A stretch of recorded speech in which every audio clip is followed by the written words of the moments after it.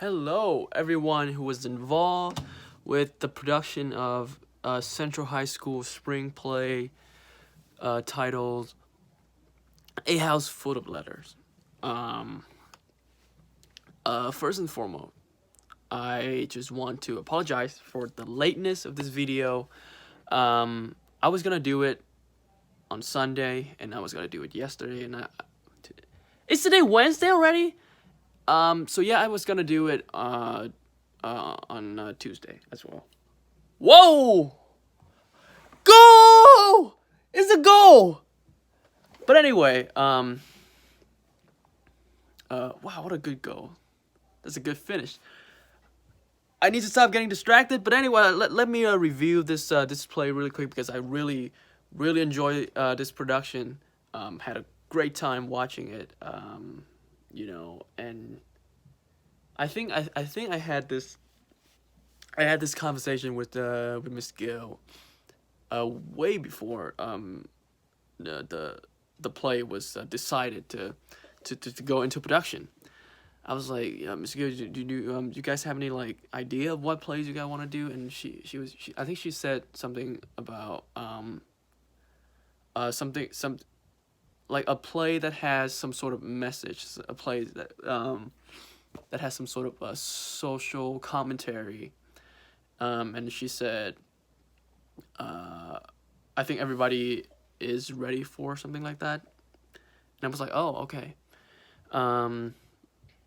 I silly me. I actually suggest a really funny play, and Miss Gill was like, nah, we're not gonna do that.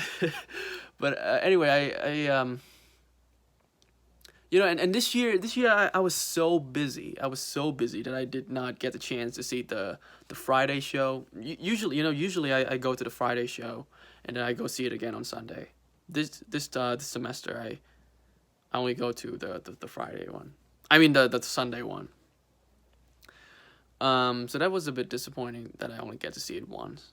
But I really did have a good time. I thoroughly enjoy the performance and the story and just everything else about the show, just so well done. And I want to give credit to, first of all, Miss Gill, who did a great job directing this. This play, it has one setting, right? It has one. Hold on. Oh, what a save! I'm sorry, I'm watching a soccer game. Because you have one setting, it's very easy to have a really boring sort of play, like characters just sitting around talking, and I feel like that could have been the case for A House Full of Letters, but it was so well sort of, I don't want to say choreographed because it's more of a dancing sort of musical term, but it was so well blocked. It's so well put together that there's always something to look at. Character make choices of like where they want to go during the scene. It just make the scene that much more interesting. It just make the scene that much more sort of as an audience I was more intrigued into the story.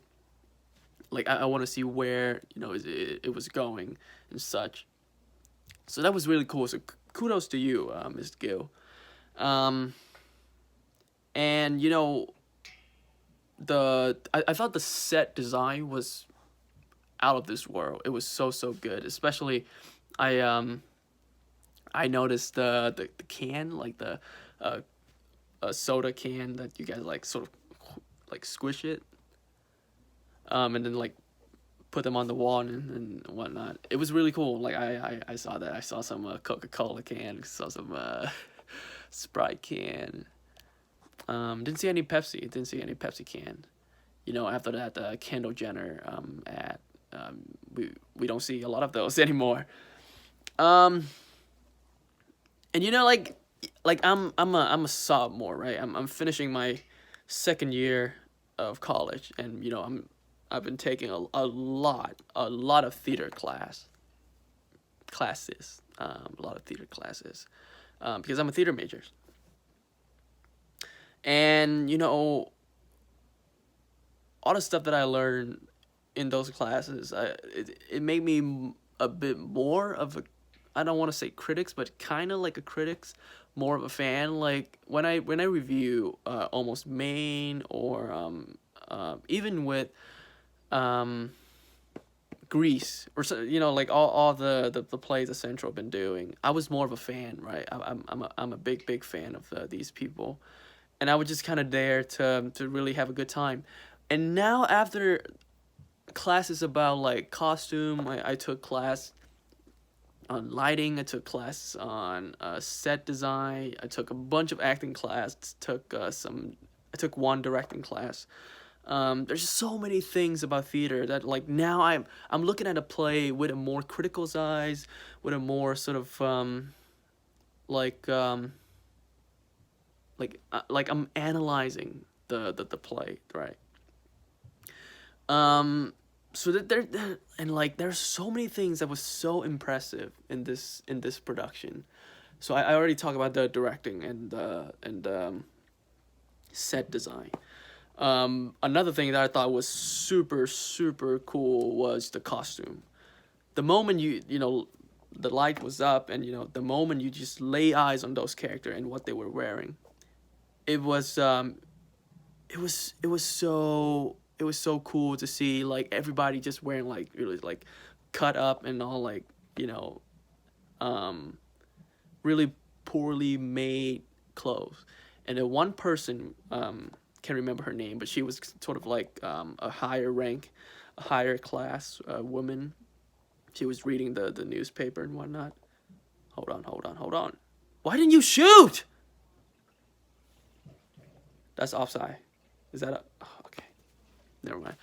But like, that one person stood out from everybody else, and that right there is is good costume design, because as an artist, you want to tell a story, whatever that is you do, whether you are an actor, directors, set designer, light design, lighting designer, costume designer, makeup, just everything, to make a theater production work. You as an artist, you want to have some sort of a story, some sort of narrative in your work, right? So that's right there. That was brilliant. Like, I was looking at it, and I was like, wow, that was absolutely brilliant.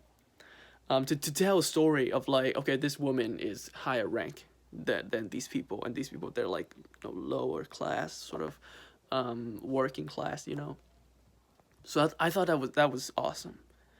And even before the play even started, I sat down, and they were playing this music, and it just set the tone. You know what I mean? Like, they had this music, this sort of Western vibe a little bit playing, and it just made me. It just, like, as an audience, I was there. You know what I mean? Like, it just put me right there in this sort of post-apocalyptic, this sort of desert-like environment, and I thought that was really cool. And speaking of post-apocalyptic, I think this is the first time that I watch a sci-fi-ish play. I watch a lot of fantasies. I watch a lot of, like, dramas and such.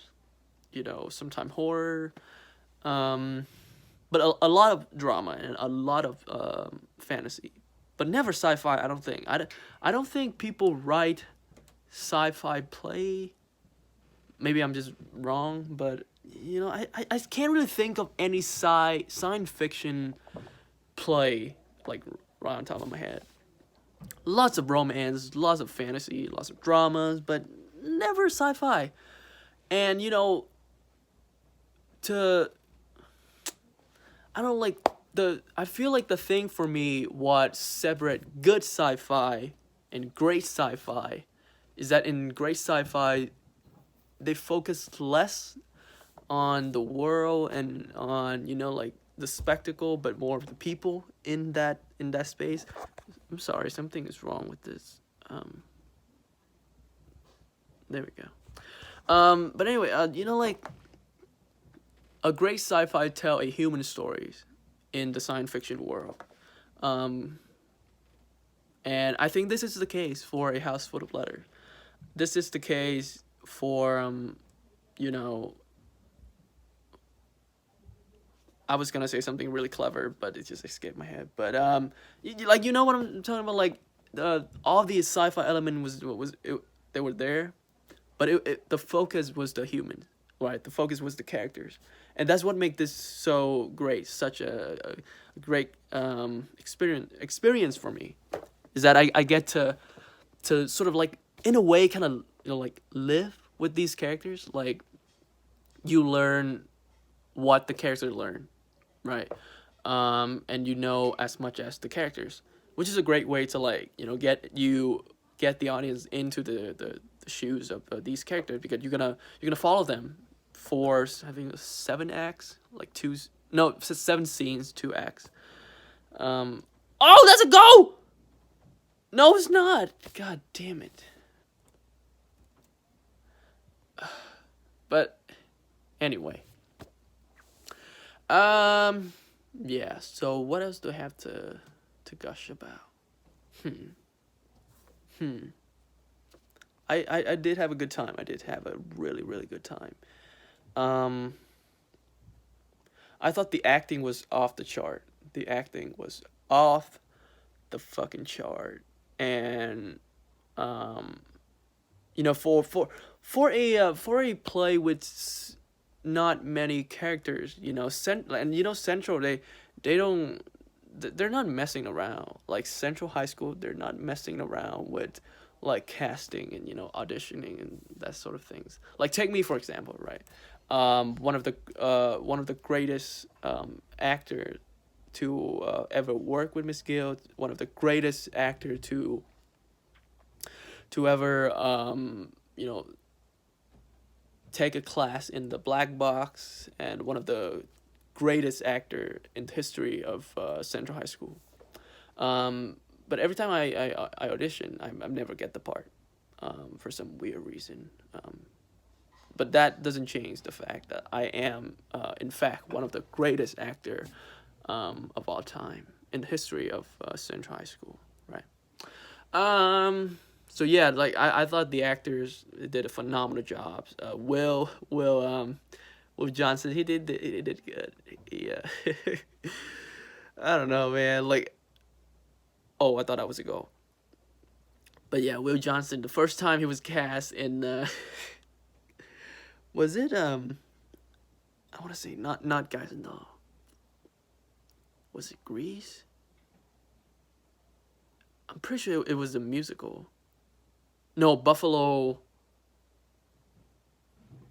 Moon over Buffalo, something. Yeah. He came out, man, looking like the Joker. That was funny, but I thought he did phenomenal jobs in this, man. Will, if you're watching this, I'm so proud of you, so proud of you. Everybody else, I really love the character, the main woman, sister.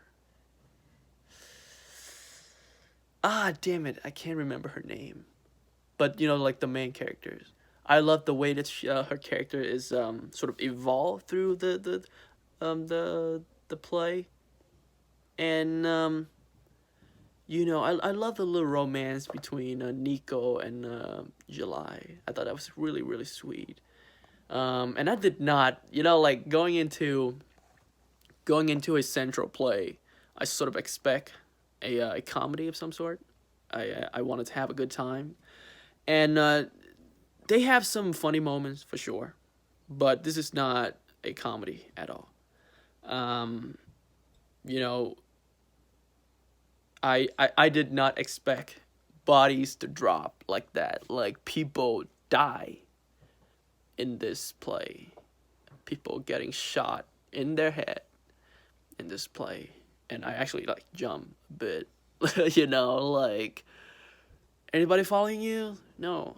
Good. Pam! That was shocking. That was really shocking. Like, I did not expect that from Trent Central, and I thought that was really cool. That was dope. Um, what else can I talk about? I hmm.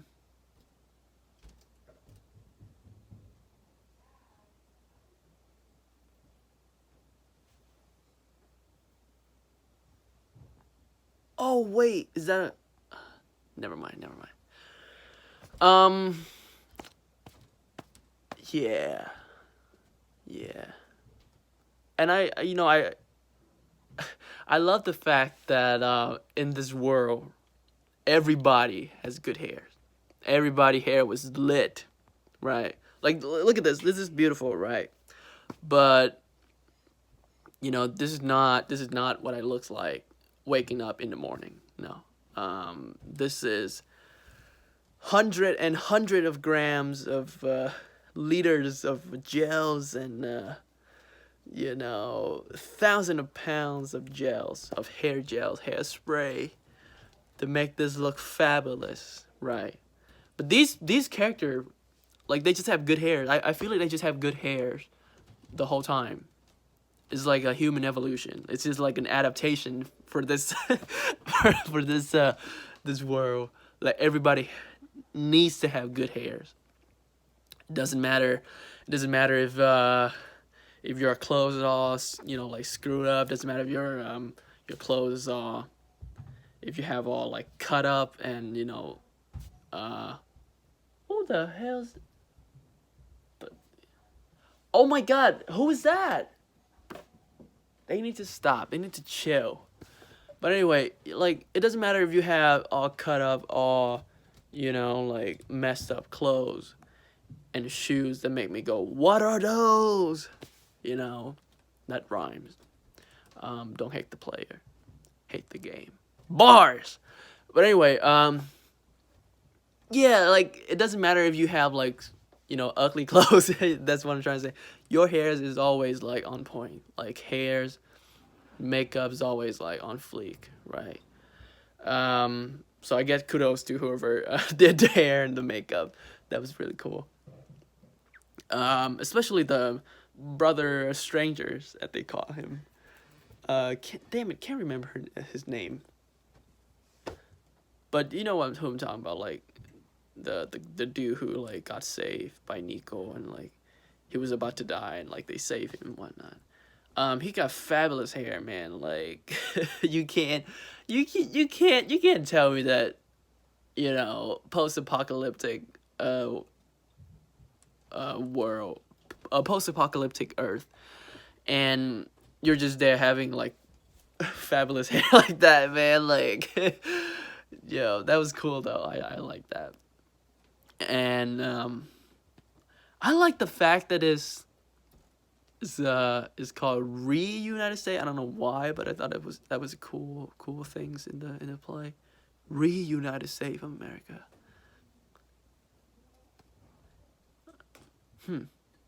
I still don't know what that means, and I'm still a bit confused. I'm still a bit confused of the title, like a house full of letters. I don't know if that's a metaphor for something. Like, if you guys know what that means, a house full of letters, let me know in the comment section. Definitely. But I've been trying to like think of what that title could mean. A house full of letters, because there were no letters on the wall. I don't think there's no writing on the wall. You don't see any letters. I thought, well, I guess the window, there's a window on top. Does it look like a D? What? Oh, I guess at the end when they were she was teaching July to read or something, like, oh yeah, because then at the end, oh my god, that was a good shot. It's a good save, but not a goal. But yeah, I guess that's the, yeah, I guess the ending was, well, a house full of letters. I don't know. I'm still confused. I'm still confused of the title. Like, if you guys know what that means, what the title is a metaphor for, definitely let me know, because obviously I'm stupid. But anyway, I guess to wrap this up, again thoroughly enjoyed this production of A House Full of Letters, and I was very happy that I went to see it. Very happy that I didn't miss it like a certain someone. Um, my sister, she missed it.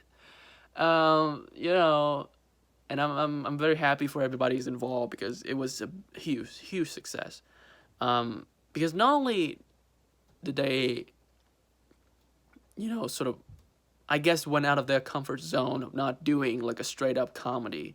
It's funny sometimes, but it's not really comedy. And to have like those like deep themes and like sort of again social commentaries. That was very ballsy. I thought that was very ballsy for a high school production. That was a lot. That was a lot. And I gotta give them the credit they deserve because Miss Gill and everybody else did a hell of a job. So yeah, so that was my review. It's a little short because again I'm very busy and I got other reviews of movie and TV show and other things that I need to do. So I guess did would do or like around 22 minute right now. So I guess I'm gonna end it right here. Thank you guys for watching, and again in the comment section let me know what a house full of letters mean, if it's a metaphor of anything, and just congratulations on this production. It was a huge success, and Miss Gill, Will, and everybody else, great jobs.